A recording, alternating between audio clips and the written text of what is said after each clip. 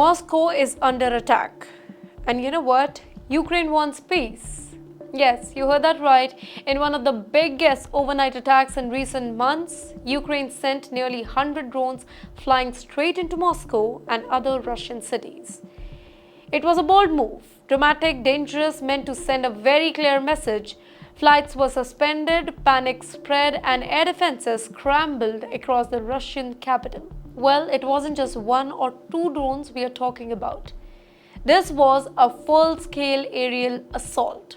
According to Russian officials, the attack went on for hours and stretched into 5 consecutive nights of the drone strike.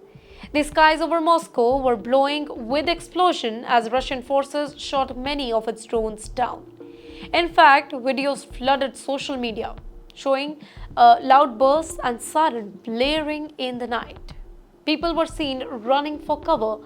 Airports were briefly shut, but strangely, officials say that there was very little actual damage and very few casualties. Now that raises serious questions. Were these drones just to shake nerves, or was Ukraine testing Russia's defenses? But wait, here's the twist. While the drones were flying in, Ukraine was already extending a hand for peace. Yes, really. Kyiv sent out a very loud message to Moscow. Let's talk. You know what the proposal was? Sit down for peace talks in Istanbul, Turkey.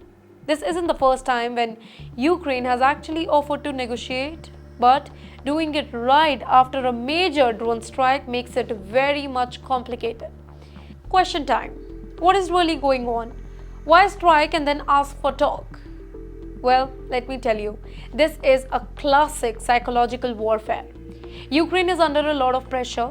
It needs international support, weapons, and funds to keep on going. It also wants to keep Russia guessing. This kind of attack shows strength, determination, and the ability to hit the heart of Russia, while the peace offers keeps Ukraine in the good books of the West. On the other hand, Russia isn't showing any interest in talking. Russia brushes off the peace offering, saying that it's nothing new and blaming Ukraine for not being serious. In the meantime, Putin's government believes that it can outlast Ukraine's military and political scenario too. Now for them, talks are just another tactic. And yes, let's not forget the timing here. The United States and NATO are still sending weapons and aid to Ukraine. But there is also growing war fatigue in the West.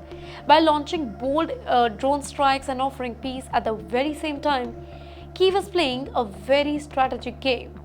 Remind the world it's still fighting, but also open to ending the war, but on their own terms.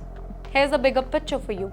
This isn't just about drones or talks. This is a fight for attention, for control, and for global perception.